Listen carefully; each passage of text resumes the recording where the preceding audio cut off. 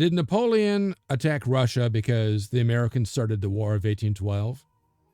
If the Poles could take Moscow and hold it for a number of years, the 17th century, why couldn't Napoleon in 1812? And why didn't Napoleon simply make an 1812 overture to the Tsar to end the war? These and other questions will be answered right after this.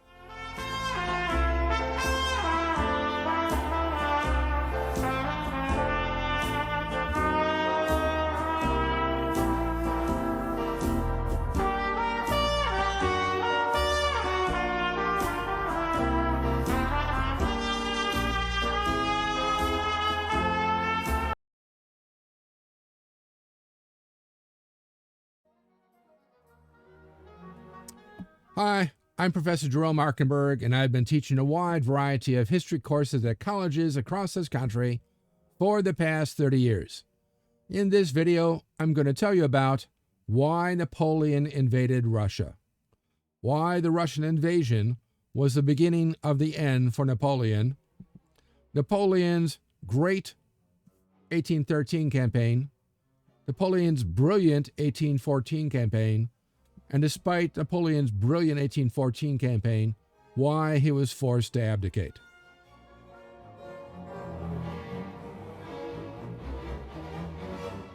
At the end, I'll have the wrap-up quote on this video. But first, make sure to click like, share, and especially subscribe, and that little bell thingy, so I can continue to bring you more great videos just like this one.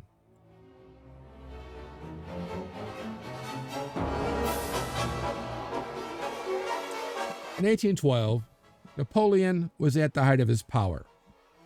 But that year, still at war with Britain, and angered over the Tsar of Russia's refusal to join his continental system, Napoleon invaded Russia.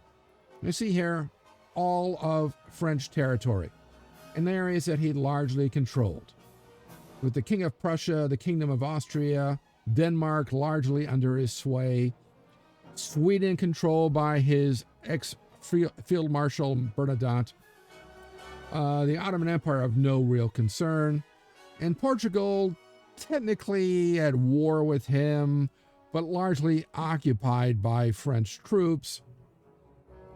Seemed like everything was going Nap's way. With the largest army yet gathered, over 1 million men, Napoleon led his army against Moscow. Starting here in East Prussia, following this route all the way to Moscow. Meanwhile, a Prussian army led by Marshal MacDonald attacked up here through to Riga, didn't do too well. And an Austrian army starting out at Lviv, started to make it further on up into the Volhynia, led by Prince von Schwarzenberg, to protect Napoleon's right flank. The Russians retreated before him into the vast steppes, destroying all the food they could along the way. And though they were repeatedly defeated in battles at Ostrovno, Smolensk, and Vyazma, these were not decisive defeats. Tsar Alexander finally forced his commander, General Kutuzov, seen here, to confront Napoleon at the Battle of Borodino. Napoleon, uncharacteristically, made a rather tactical mistake and decided on a full frontal assault, which allowed him to defeat the Russians, but not decisively, and really to lose way too many men along the way.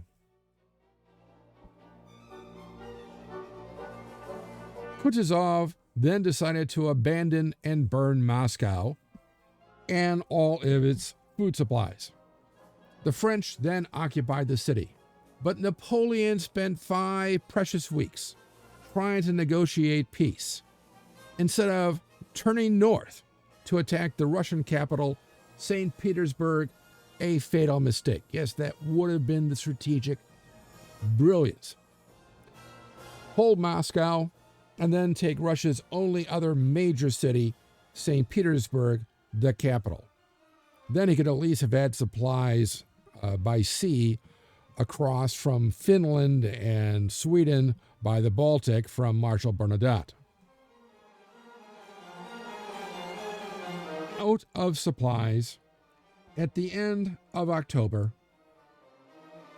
Napoleon retreated from Moscow at the onset of winter. This was one of the most disastrous retreats in history. For of Napoleon's million-man army, only 10,000 returned alive. Yes, you heard me, only 10,000. Regarded by many as God's judgment against Napoleon and the French, this defeat sparked a nationalist uprising in Prussia, which joined Russia and Britain in the War of the Sixth Coalition. Yes, the names of the wars aren't terribly smart here. But Austria waffled, and Denmark, Saxony, Württemberg, Bavaria, Baden, and the Poles stayed loyal. Having managed to raise a new army, Napoleon then moved into Saxony, that of his ally, where the allies, Russia and Prussia, had already invaded. He then defeated them at the battles of Lutzen, Bautzen, and Dresden. At this point, the Austrians have declared war against Napoleon as well. And in October, at the Battle of Leipzig, otherwise known as the Battle of Nations, a combined army of Prussians, Austrians, Russians, and Swedes, led by Napoleon's ex-field marshal, Bernadotte, which must have really stuck in his craw, decisively defeated Napoleon in a bloody 3-day battle. The continental system then completely collapsed, as uprisings in Holland, Switzerland, Italy, and Germany overthrew their French overlords. Even Naples, whose king was Napoleon's brother-in-law and his brilliant ex-field marshal of cavalry, Murat, switched sides. Meanwhile, in Spain, the Duke of Wellington had decisively defeated the French at the Battle of Vittoria in June of 1813, then invaded France itself at the end of 1813 and defeated them in the spring at the Battle of Toulouse.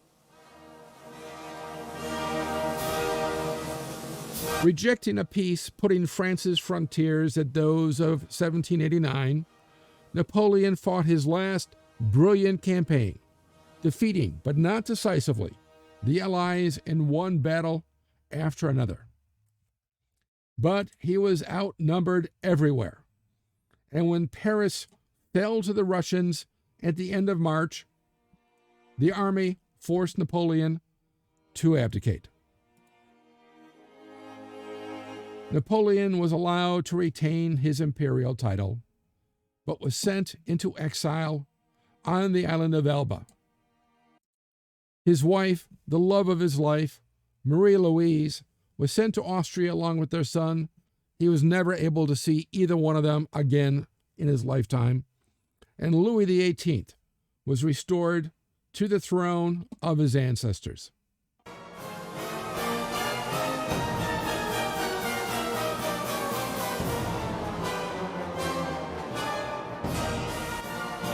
The wrap-up quote.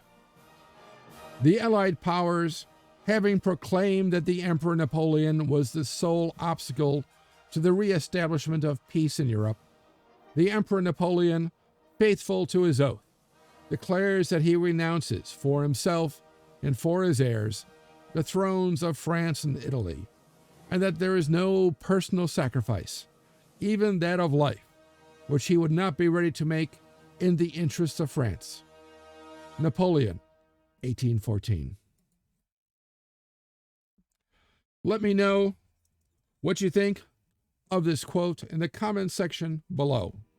Also, what you liked about this video, and what other historical topics or subjects you'd like to see in future videos. Be sure to click like, share, and especially subscribe, as it will help me bring you more great videos. And click on that little bell thingy, so you'll know when the next History Waits for No One video is posted. If you want to know more, there are recommended studies on this topic in the description below, along with other ways to connect with me. Thanks for watching, and I'll see you in the past.